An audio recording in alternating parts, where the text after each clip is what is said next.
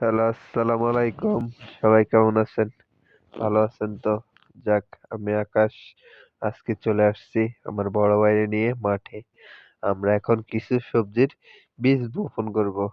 এই কারণে চলে আসছি। আগেও কিছু সবজির বীজ লাগাইছিলাম, ওগুলা হইছে। এখন আপনারা দেখতেই পাইতেছেন কি সুন্দর সবজিগুলা। এগুলা আমাদের খাওয়ার কাজে লাগে। কেন আমরা বিক্রি এমন করি না। আমাদের যে সবজি লাগাইছি এগুলো আমি খাই নিজেরা। কেননা এগুলোর মধ্যে আমরা নিজেরাই তৈরি করি, নিজেরাই খাই। তো যাক, এই জায়গার মধ্যে আমি আরো ২ বার পাটের বীজ লাগাইছিলাম। ১ম বার পাটের বীজ উঠে নাই। পরের বার উঠছে, উঠার পরে পোকে একদম সবগুলা খাই ফেলাইছে। তো যাক, এখন আবার কিছুক্ষণ আগে বাজারে গেছি ধনু ভাই। বাজারে গিয়ে পাটের বীজ আনছি। এখন বোনার পরে ও সুন্দর মতো এগুলা একটু ঢইলা দিতেছে যেন পাটের বীজগুলা একটু নিচে যায়। তো এইদিকেও একটা ছোট্ট জায়গা ছিল, ওটার মধ্যেও কিছু পাটের বীজ ফালাই দিছি।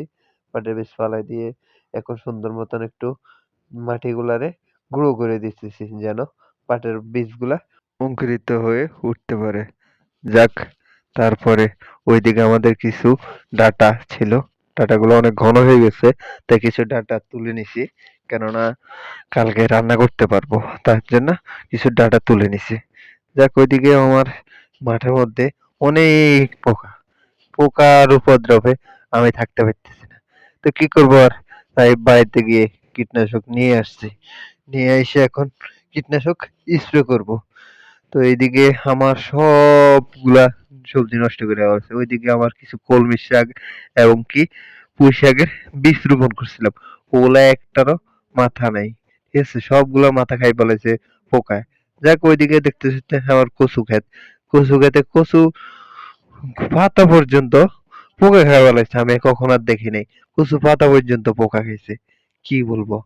তা ওইদিকে আমার কিছু বেগুন গাছ আছে। বেগুন গাছে বেগুন ধরছে, কিন্তু বেগুন গাছের সব পাতা পোকা একদম খাইয়া সাবাদ দিয়ে ফেলাইছে। কেননা আমি অনেকদিন বাড়িতে ছিলাম না। আমি আমার মায়ের অসুস্থর কারণে আমি হাসপাতালে ছিলাম ১ সপ্তাহ। তো আমার বড় ভাই ছিল, ওই আবার বাবা অসুস্থ, তো ওই বাবাকে নিয়ে দেখাশোনা করছে। এই কারণে মাঠে আসতে পারে নাই। তো এইদিকে আমার পুরা বেগুন গাছ, পুরা বেগুন গাছগুলা সব পোকা আক্রমণ কইরা বেগুন পাতা খাইছে, খাইছে বেগুন গুলাও খাই ফেলেছে। তো যাক, আমার স্প্রে করা শেষ। আমি এখন বাড়ির দিকে যাইতেছি। আলহামদুলিল্লাহ, সবাই ভালো থাকবেন।